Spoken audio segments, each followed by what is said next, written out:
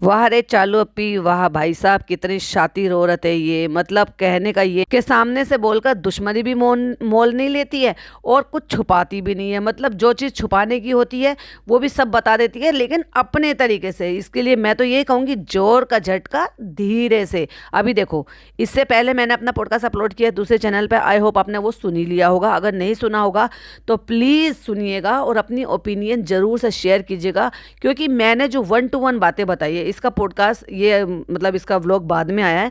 मेरा podcast already upload हो चुका था, लेकिन नेट स्लो होने की वजह से वो जब पूरी तरह से अपलोड हुआ तभी वो मैं उसको ओपन कर पाई। तो बहरहाल ये था कि मैंने उसमें बहुत सारी बातें बोली हैं, वही सारी बातें बोली हैं जो चालू अप्पी ने अपने एक्शन से दिखाई हैं।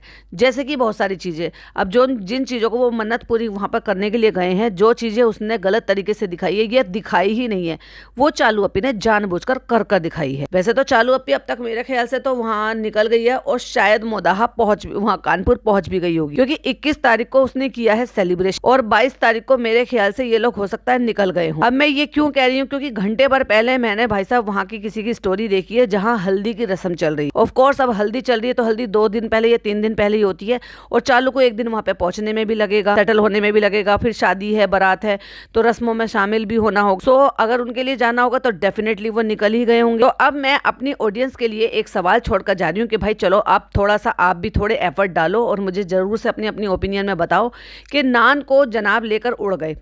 लिटरली उड़ ही गए भाई साहब वो, क्योंकि बेचारी चालू ने तो कराया मेहनत और सारी शॉपिंग।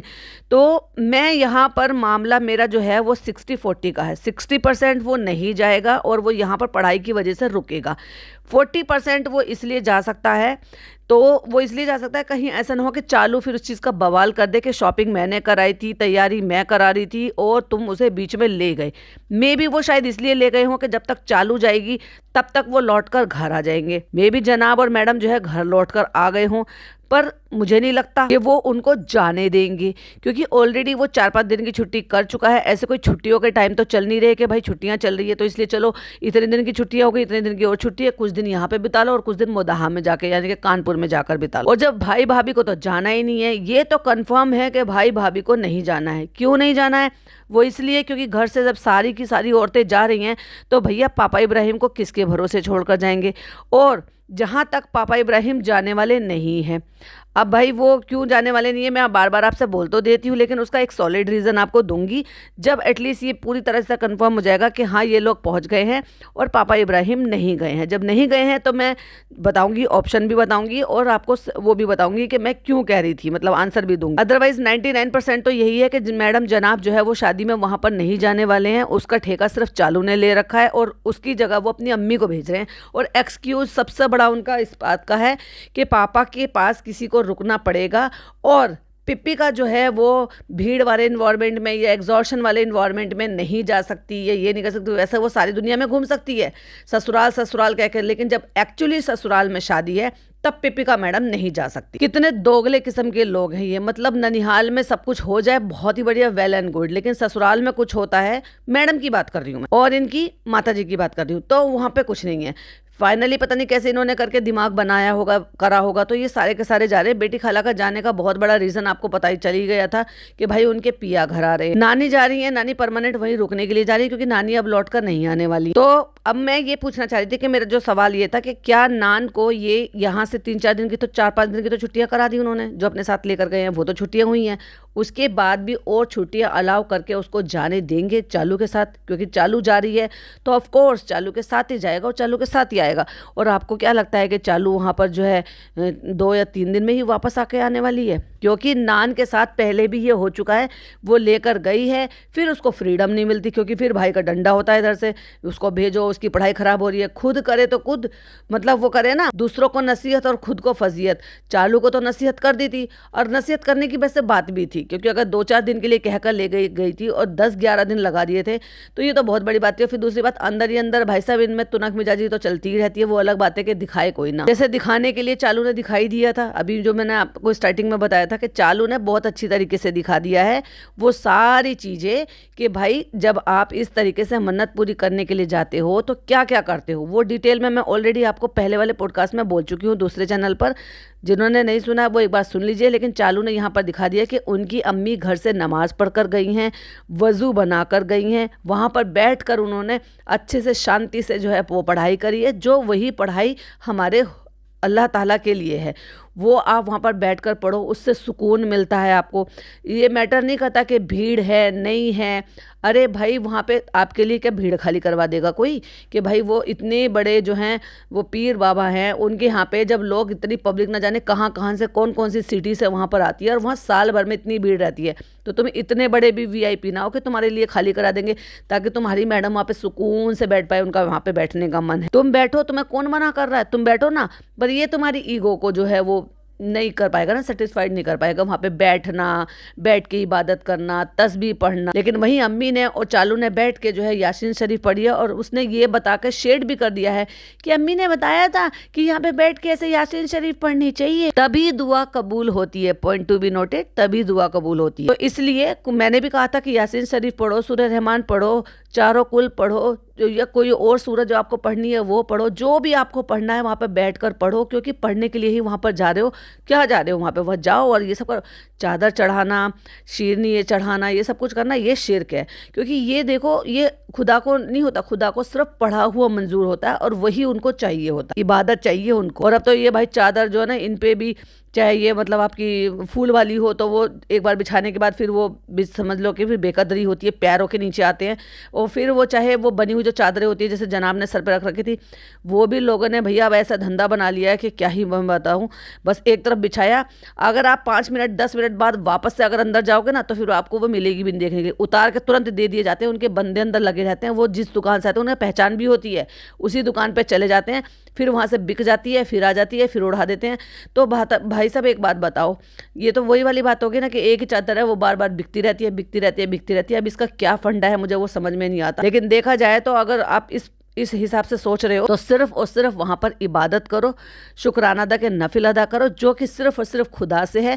लेकिन वो उनके पास जाकर आप वो पढ़ रहे हो, वहाँ जा रहे हो, उनकी वजह से पढ़ रहे हो, क्योंकि उन्होंने अल्लाह से आपके लिए दुआ करी थी, वो जरिया बने थे।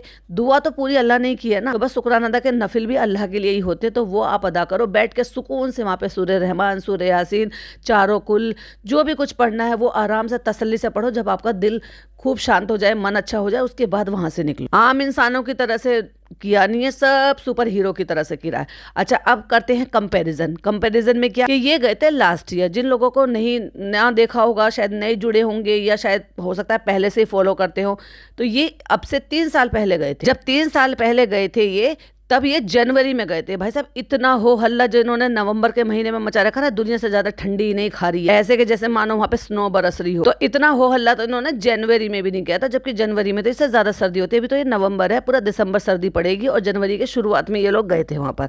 तो ये वहाँ पर ठहरे थे किसी होटल, अजमेर का ही होटल था वो। क्यों? क्योंकि पर्टिकुलरली ये सिर्फ और सिर्फ अजमेर के लिए ही गए थे, जियारत के लिए ही गए थे उस टाइम पर। जब आप पर्टिकुलरली जियारत के लिए जाते हो ना, तो फिर आपको ये रहता है कि आपका जो ट्रिप होता है वो बहुत शॉर्ट होता है और लिमिटेड होता है। जैसे कि मैंने भी पहले भी कहा था कि आप जब डायरेक्ट जा रहे हो, सिर्फ जिस काम के लिए जा रहे हो, तो आपका पूरा फोकस सिर्फ उसी पे ही होना चाहिए।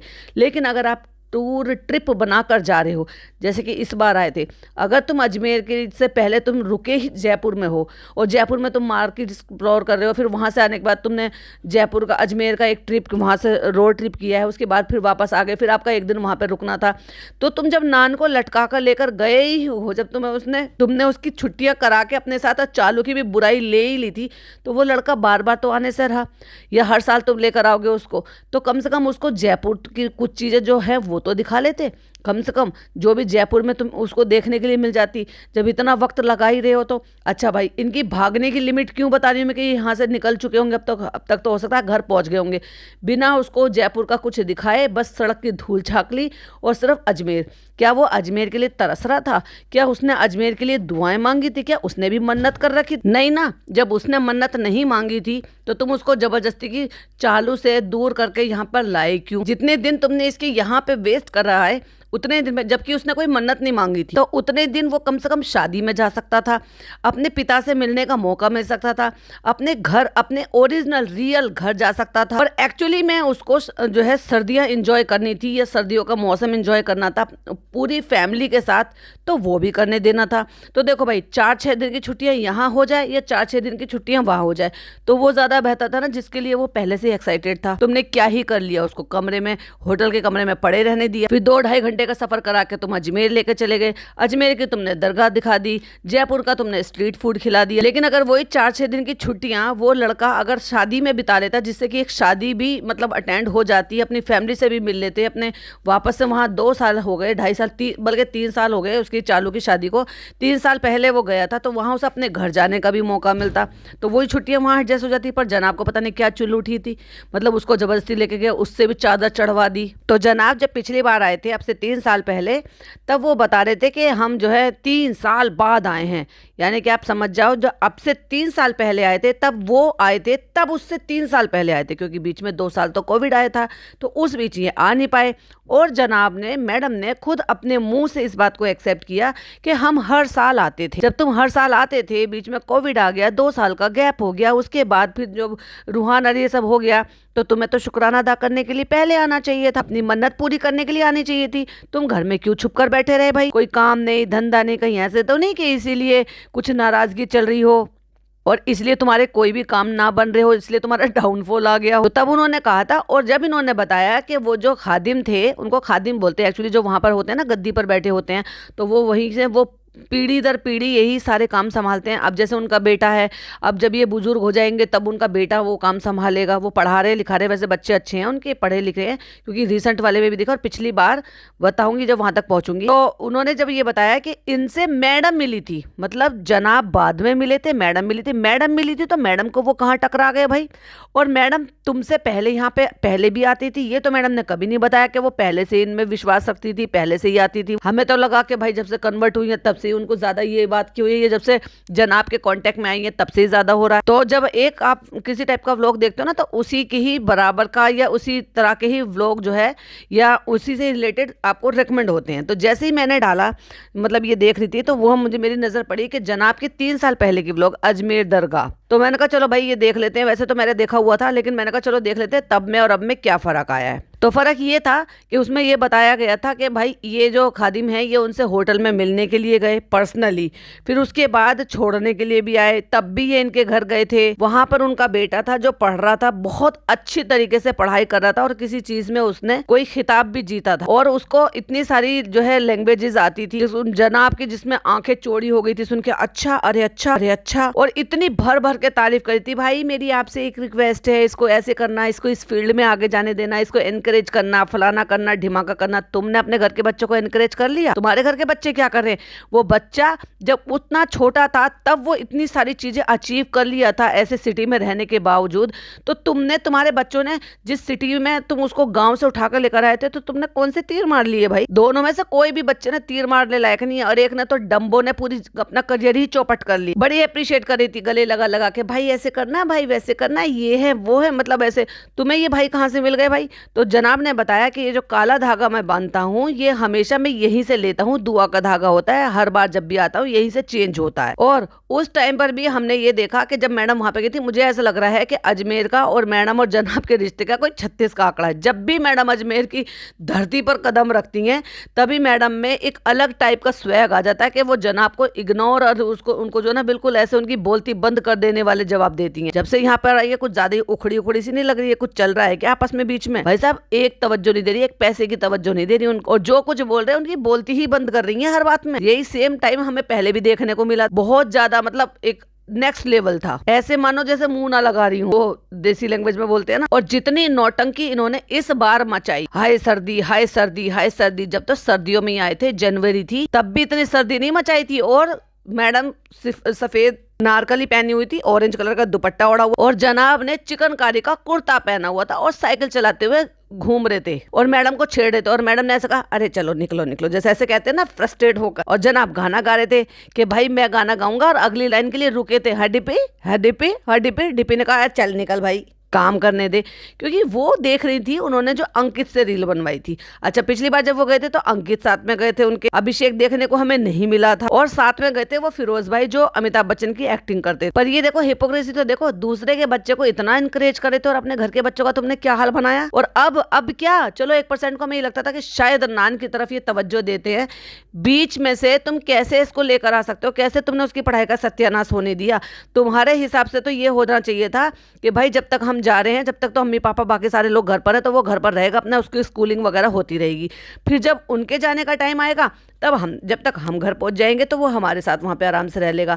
अब ये पापा को लेकर नहीं जाएंगे, इसलिए मैडम जनाब का घर पर रुकना जरूरी है। इनके पास सॉलिड बहाना है कि पापा की तबीयत ठीक नहीं है, तो इसलिए हम नहीं आ पाए, वरना देखा जाए तो मैडम आराम से रुक सकती हैं, पापा जी के पास कोई दिक्कत नहीं है। वैसे भी बेटे से ज़्यादा तो उनकी फरिश्ता बहू करती है उनके लिए, और जनाब शादी में अटेंड कर सकते हैं। अपने घर कुनबे की शादी है भाई, सगे भाई की शादी है, सगे भाई तो नहीं कह सकते, हाँ फर्स्ट कजन की शादी है, तो अपने घर खून की शादी है, कहते हैं ना घर कुनबे के, घर के जो होते हैं अपने जो ब्लड रिलेशन होते हैं। वैसे तो तुम मेरे यार की शादी है, अपने यार दोस्तों में चले जाते हो, अपने एम्प्लॉय की शादी में चले जाते हो, और जहां तुम्हारे फर्स्ट कजन की शादी है वहां तुम जा नहीं रहे। मुझे नहीं लगता, तो मैं तो चलो अपनी ऑडियंस से पूछूंगी कि एक तरीके से इसको पोल मान लो, क्या मैडम जनाब शादी में जाएंगे? ना जाने के लिए मेरे पास सॉलिड रीजन है, और जाने के रीजन तो मेरे पास एक भी नहीं है, क्योंकि इनके पास सॉलिड बहाना है। सॉलिड बहाना जरूर है कि भाई मैडम की तबीयत ठीक नहीं है इसलिए हम नहीं जा सकते, उनको प्रिकॉशन लेने की जरूरत होती है, और फिर पापा की भी मजबूरी है। वैसे जाया जा सकता है क्योंकि मैडम बिल्कुल ठीक है, फिट एंड फाइन है, और तो और कोई दिक्कत वाली बात नहीं है। कानपुर में अच्छे से अच्छा होटल कर लो और भाई साहब शादी में शिरकत कराओ।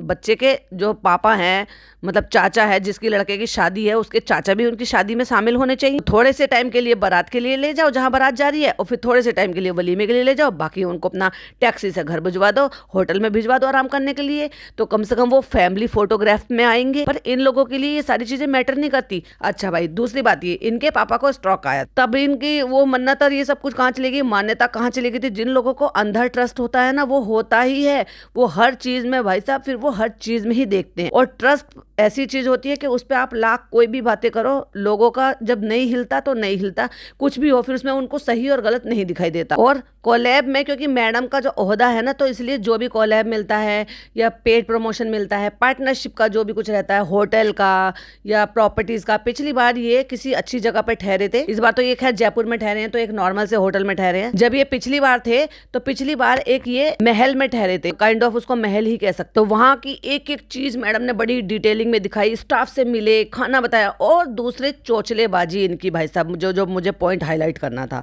वो ये कि भाई साहब इतनी चोचलेबाजी कर रहे थे दोनों में भी ओ माय गॉड यहाँ पे इतना अच्छा खाना मिला, हमें उम्मीद नहीं थी कि हमारी डाइट खराब हो जाएगी, हमें डाइट का खाना मिल गया, हमने डाइट का खा लिया, अल्हम्दुलिल्लाह हमने डाइट का खाना पेट भर के खाया। अब तो डाइट की और भी ज्यादा जरूरत थी, तुम तो दोनों ही डाइट कर रहे हो, दोनों वेट लॉस भी कर रहे हो।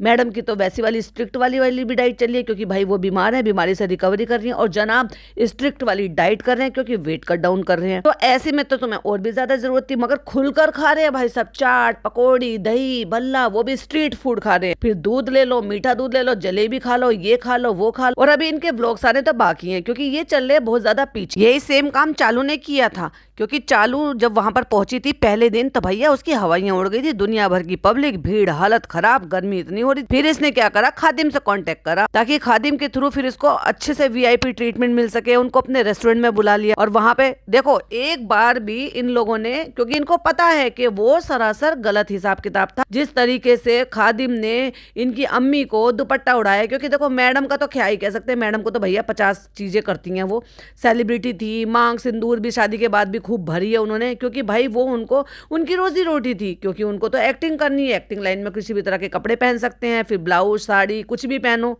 और जब व्लॉग करते हैं तो सर पे दुपट्टा ले लो, फिर पक्की सच्ची मुसलमान नहीं बनकर दिखा दो झूठी मूठी की। क्योंकि भाई इन सब चीजों से तो पक्के सच्चे मुसलमान नहीं होते, उसके लिए नमाज पढ़ना होता है, कुरान पढ़ना होता है, पूरी तरह से इबादत करनी होती है, पूरे इस्लाम को फॉलो करना होता है। जब तुम इस्लाम में आ ही गई हो तो ये झूठा मूठा ही क्यों, ये दिखावे वाला ही क्यों। वहीं जनाब भी कहते हैं कि एक तरफ वो पक्के सच्चे मुसलमान और ये सब कुछ बनकर दिखाते हैं, और वहीं जब हिंदुस्तान में रहने के बावजूद भी जब उनको ये बोला जाता है कि भाई तुमने ऐसे क्यों किया, वैसे क्यों किया, तो गर्व से कहने की बजाय ये कह देते हैं कि मेरी रोजी रोटी का सवाल है। और इसी रोजी रोटी के लिए, जिन चीज़ों के लिए मतलब बताते हैं, या इनकी ऑडियंस इनको बुरा भला शिर्क और ये सारी चीज़ें बताती हैं, तो फिर चाहे ये माथे पे तिलक लगा ले या मंदिर वाले रोल निभा ले या कुछ भी कर लें, ये हिपोक्रेसी है इनकी। अरे डंके की चोट पे बोलो ना भाई, हमारा काम है, हमें करना होता है, लेकिन फिर ये दिखावा ही क्यों करना है इनको, ये फर्क दिखाना ही क्यों। अभी मैडम देखो, अच्छे खासे शादी से पहले खूब खुले खुले कपड़े पहना करती थी, और उससे पहले भी जब इनके साथ शादी में नहीं आई थी, तब जब कहीं और किसी और फैमिली में थी, तब भी खूब खुले खुले खूब अच्छे एक्सपोजिंग वाले कपड़े खूब पहना करती थी। किसने कहा है कि नहीं पहने हैं?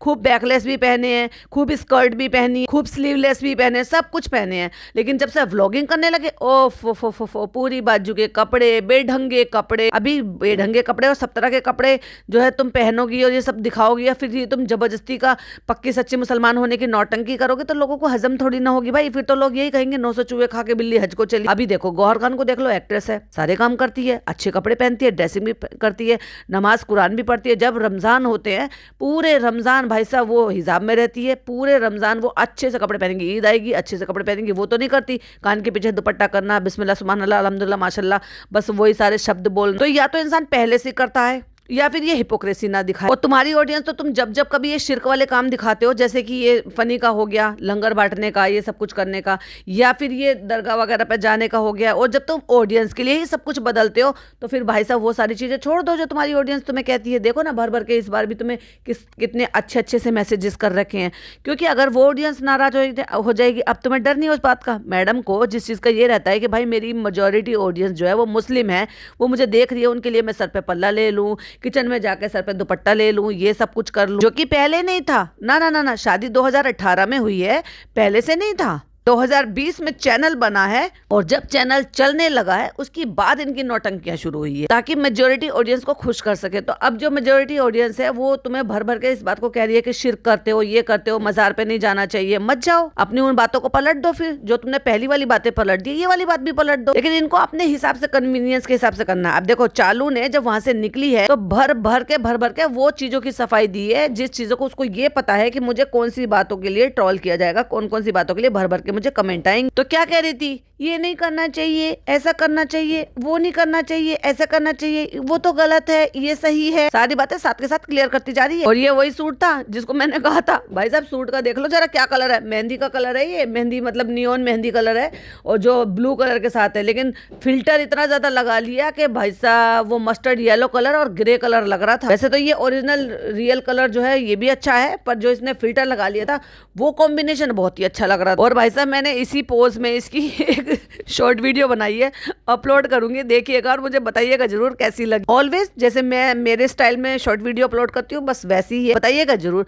और तब तक के लिए ये वाला पॉडकास्ट अगर पसंद आया हो तो लाइक शेयर कीजिएगा, और मुझे जरूर उससे बताइएगा कि ये चालू ने इतनी शातिर बनकर भाई भाभी को क्यों शेड किया, क्या दिखाने की कोशिश कर रही थी, क्या जताने की कोशिश कर रही थी, ऐसे करते हैं दरगाह पे, वैसे करते हैं दरगाह पे। और देखो भाई 6 महीने पूरे हो गए तो पहुंच गई, क्योंकि अम्मी की मन्नत थी, वो भी पहले रूहान के लिए मन्नत मांगी थी, तो रूहान की मन्नत पूरी कराने के लिए चालू लेकर गई। तो भैया भाई भाभी काहे नहीं लेकर गए, उन्हें नहीं पता था कि मेरी माँ ने मन्नत मांग रखी है। ये भी शेड करा जा रहा है, क्यों? क्योंकि एक तरफ तो ये अपनी अम्मा, अपनी नानी, अपनी माता जी, इनको सबको लेकर जा रही है क्योंकि उनकी मन्नत थी, उनकी मन्नत पूरी कराने के लिए। दूसरी तरफ उन्होंने अपने बेटे के लिए और अपनी बीवी के लिए मन्नत मांगी थी, तो वहां पे गए थे, तो क्या बेटा होने के नाते उनकी मन्नत पूरी, और वो तो वही के वही मुंबई में, कहीं ऐसा नहीं कि कोई दूसरे सिटी में लेकर जाना हो, तब भी मन्नत पूरी नहीं करवाई। इतनी फुर्सत नहीं निकाल सकते थे अपनी लग्जूरियस गाड़ी से, लग्जूरियस मकान से, कि मैं अपनी माँ की मन्नत पूरी कराने के लिए हाजी अली दरगाह लेकर चला जाऊं उनको। चालू खेल गई प्यारी, अब लोग भर भर के करेंगे कितनी अच्छी बेटी है। एक देखो जनाब मैडम को, वो अपनी अम्मी को लेकर नहीं जा सकते थे। अब मुझे एक बात बताओ, सिंपल सी बात, सिर्फ हाजी अली दरगाह पे ही अम्मी ने मन्नत मांगी थी, ख्वाजा गरीब नवाज पे नहीं मांगी थी, जहाँ दुनिया के इतने ज्यादा लोग, और मेरे ख्याल से तो जहां तक देखा जाए इंडिया के शायद वो सबसे बड़े हैं, सबसे ज्यादा जाने माने, जिनको सबसे ज्यादा लोग मानते हैं, क्योंकि इतने बड़े बड़े सेलिब्रिटीज मुंबई से भी और अलग अलग सिटी से भी, अलग अलग शहर से वहां इतनी पब्लिक जाती है, चाहे फिर वो बिजनेसमैन हो, चाहे फिर वो किसी और तरह के व्यापारी हो, चाहे फिर वो किसी बड़े ओहदे पर हो, फिर चाहे वो नेता हो, फिर चाहे वो सेलिब्रिटीज हो, सभी बहुत मानते हैं और सभी जाते हैं वहां। बाकी ये था मेरा पॉडकास्ट, आई होप आपको पसंद आया हो। पसंद आया हो तो लाइक शेयर कीजिएगा, चैनल पे पहली बार आए तो सब्सक्राइब कीजिएगा, और वो शॉर्ट वीडियो देखकर कमेंट जरूर कीजिएगा। तब तक के लिए बाय बाय, टेक केयर, अल्लाह।